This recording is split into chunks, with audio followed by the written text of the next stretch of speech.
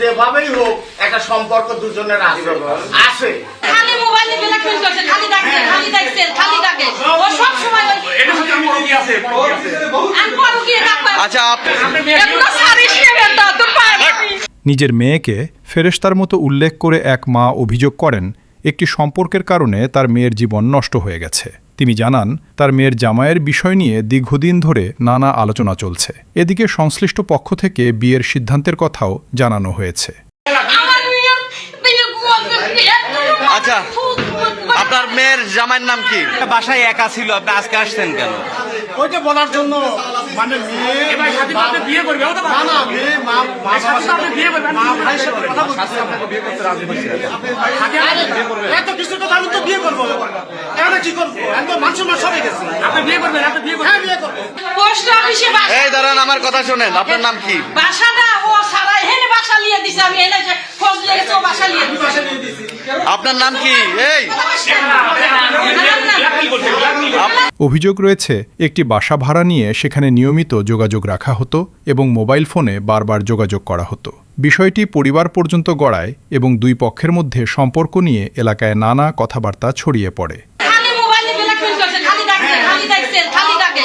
ও সব সময় এটা হচ্ছে আমি রোগী আছে আর পরও কি ডাকবে? আচ্ছা এগুলো সারিস নেবেন তো তোর পারবি। কে ছাড়বে না, ছাড়বে না।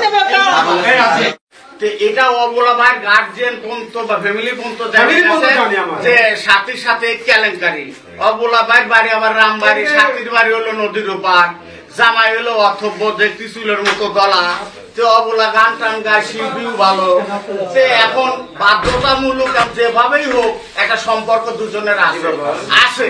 জানা যায় ছেলেটি গান গাইতেন এবং শিল্পী হিসেবেও পরিচিত ছিলেন।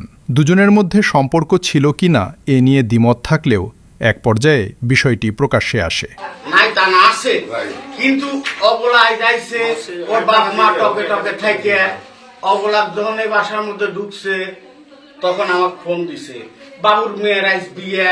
আমি আবার সবকিছু করে আমি কেবলে খেবের বসে আধা ঘন্টা হয় নাই, মানে কেবলে মুখে গোস্ত দিচ্ছি আর একটু কটা বাদ দিছি। এর মধ্যে আবার আমার ফোন বন্ধু, আমার ছোট সাল আমার ফোন দিতেছে। এর মধ্যে ফারুকের বউ ফোন দিছে, কাকা আপনি কোথায় ফোন করতো? বললাম কি হয়েছে? ফারুকের মা মারা গেছে।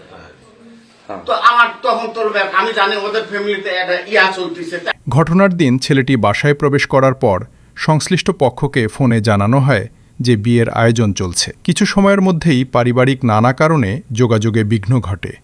এ সময় আরেক আত্মীয়ের মৃত্যুর খবর আসায় পরিস্থিতি আরও জটিল হয়ে ওঠে। আমি ফারুকের কাছে না গেলে ফারুকের ঠেকা রাখার লোক নাই, তাহলে আমার ওখানে এর মধ্যে আবার ফোন দিস ওর ভাই, আমার ভাইস্তা আসুক, বড় ভাই আসুক। এই কথাটা আজ থেকে এক সপ্তাহ আগে কি করছে জানেন? আমার ছেলেকে, আমার ছেলে রাজশাহীতে পড়ে, এখন একটু ভিডিও করে, আমার কথা ভিডিও করে। আমার ছেলে রাজশাহীতে পড়ে, আমার ভাইস্তা দুই দোকানে থাকে। আমার বড় ভাই বাপ সমত বড় ভাই থাকে। সাথীর মা গিয়ে তাদের বলছে যে এই এর সাথে সম্পর্ক আছে, এটা সেটা আছে। পরে পরিবারের অন্য সদস্যদের সঙ্গেও বিষয়টি নিয়ে আলোচনা হয়।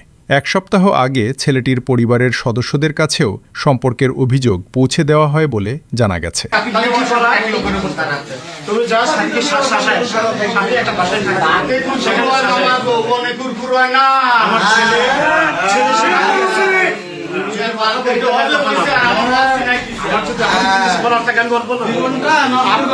কিছু হলো